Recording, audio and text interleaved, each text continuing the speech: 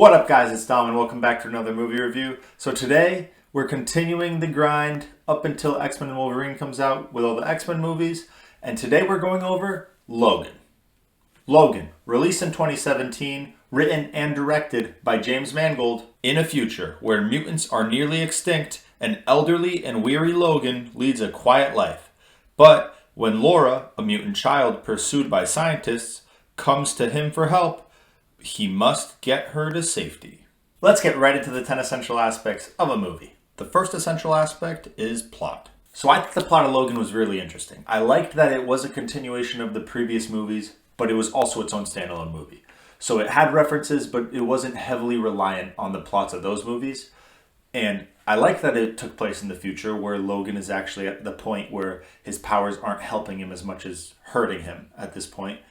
And obviously he wanted to get rid of his immortality throughout all the movies, but now he's at the point where he kind of just has to because he's in pain all the time now. He's not healing as rapidly, so every time he has to deal with any kind of combat, it hurts him for longer. It stays with him. He doesn't heal as quickly, and the bullets, for example, when he gets shot, remain in him for longer, so he's constantly in pain. He's in agonizing pain, and he just wants it over.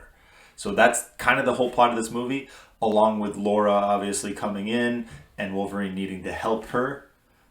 So I liked the plot. I think it was a very interesting take on Wolverine instead of just another X-Men movie. So yeah, I thought they nailed it. The second essential aspect is attraction. Yeah, I mean, Logan was very entertaining. I'm glad that the premise was super interesting because it helped me pay attention to the movie for longer. And since it was its own standalone movie, I was constantly engaged thinking of, okay, what is going to happen next? Since he won't have the X-Men to back him up, he won't have anything that he's used in the previous movies. He is getting to that age where it's really hard for him to use his abilities. So it made it more interesting whenever a fight scene came up or anything that made him reliant on his superhuman abilities, how he was going to push through that and deal with it. So I thought it was very entertaining. And of course, it's R-rated, and Wolverine and R-rated is awesome. How brutal a lot of the scenes were. It was super entertaining. So yeah, attraction ticked off. The third essential aspect is theme. Honestly, I feel like the theme of this movie is that having superpowers isn't always a gift. In Wolverine's fact, he had superpowers that didn't let him die, and he just wanted to die just because of the agonizing pain he was in throughout the whole movie. So that was the basic theme that I saw, but I feel like there could be another one that I'm just missing, so let me know in the comments. The fourth essential aspect is dialogue. Now, I loved the dialogue in this movie, and because it was R-rated, being able to see Professor X actually swear and be in this very R-rated form, I thought that was awesome. And of course, it fits Wolverine perfectly. It's exactly his type of speech is R-rated, so I'm glad they chose that for this movie. And just the characters did have a good connection when it came to dialogue. How Laura talked to Wolverine, how Wolverine talked to Charles. It really did feel real. So I thought they did nail the dialogue. The fifth essential aspect is acting. So there was really three main characters in this movie, and the actors for them all did phenomenal. So of course, Hugh Jackman as Wolverine, Logan. He is awesome in every movie, and even aged as much as he is in this movie, he still nails it. I mean, an old man Logan is hard to play, but he still found a way to play it perfectly. And Patrick Stewart as Charles, I mean, he did amazing in the first movies, and he's just continuing to do the same thing. Obviously, more older and now R-rated. It also is a difficult role to fill, and he, again, did it awesomely. But Daphne Keane as Laura, the way that she was able to stay silent throughout the whole film, but still you know what she's trying to say is awesome. The way that she acted out what she wanted to say without actually saying it was very impressive. I feel like I understood what she was saying even if she said nothing. So yeah, her acting was amazing, and being able to be this aggressive kid on screen throughout the whole movie was really cool to see. So yeah, all of them did amazing in acting, and even the side characters, they were passable. I enjoyed watching them on screen. It wasn't like they were doing any bad acting. So I think the acting overall in Logan was really good. The sixth essential aspect is cinematography. I thought they nailed the cinematography in this movie. All the action scenes looked awesome, but the emotional parts really hit deep.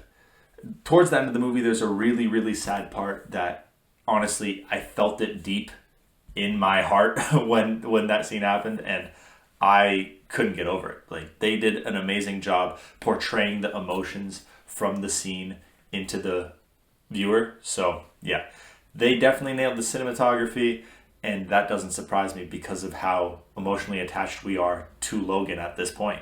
The seventh essential aspect is editing. So Logan is 2 hours and 17 minutes long, and honestly, I feel like they needed to pass that 2 hour mark simply because wrapping up a story of a character as big as Logan is a difficult task, and they needed all that time in order to really progress the story in a good way and end it off in a way that would satisfy the audience. Because if you ruined the movie that wraps up Wolverine, it would be a horror show.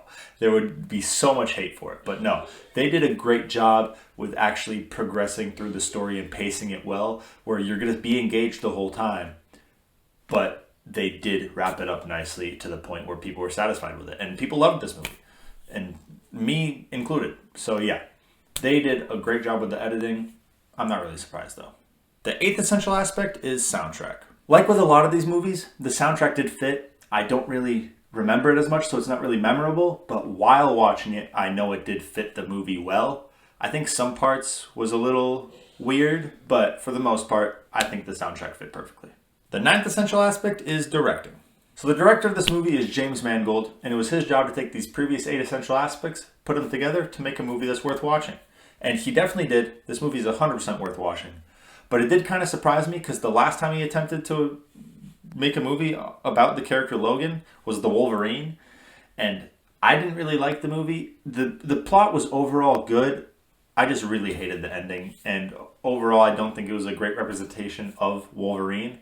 But I'm glad that he redeemed himself in this movie. And he did previously direct 9 movies, and they were Heavy, Copland, Girl Interrupted, Kate and Leopold, Identity, Walk the Line, 3:10 to Yuma, Night and Day, and The Wolverine.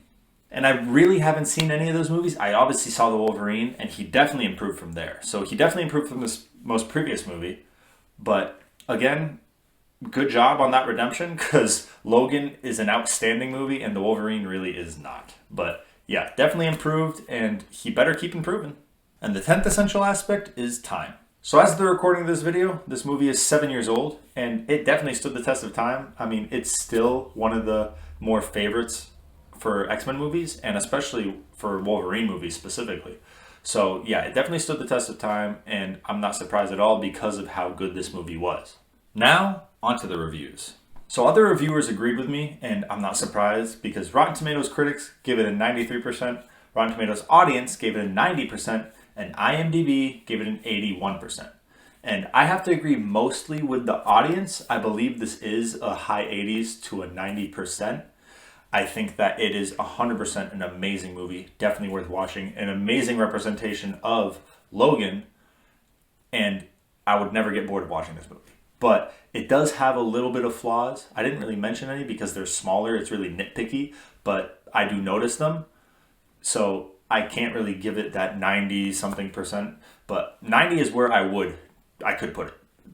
Mid to high 80s or 90% really works. So yeah, that's where I would put it, and I agree with the critics. And finally, the rankings. Where will Logan rank in its year, decade, and in all time? Let's find out, starting with 2017.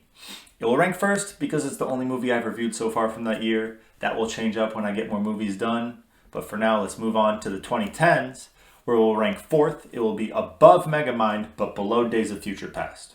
Now, Megamind is an amazing movie. As I've always said, it's one of my favorite animated movies. But Logan just gets so deep. It really is an emotional movie and an ending to an amazing character. So I 100% think it is better than Megamind. It is way more rewatchable as well.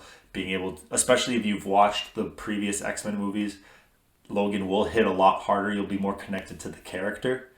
So the fact that it's also a standalone movie that is still a part of a franchise, but would work if it wasn't, I have to give it props for that. I mean, Megamind is a standalone movie, and it doesn't really have any other context for it, but this one does.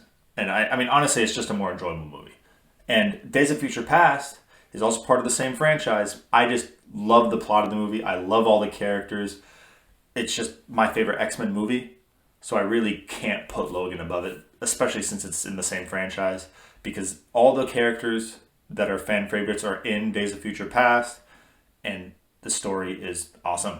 And that's really it is. I can't put any other X-Men movie above Days of Future Past just because it's my favorite. That's really the main reason. I'm really trying to ramble and come up with other reasons, but that's really the only one. And in all time, it's going to be the same situation because it will be fourth above Megamind and below Days of Future Past for the same reasons again. So I won't waste any more of your guys' time. That's all I have for Logan. I hope you guys enjoyed this review. If you did, leave a like and subscribe. And make sure to comment what movie you want me to review next. Going to see Deadpool and Wolverine in a few days. I can't wait. Stay tuned for that review. Hope you guys have an amazing day. Peace out.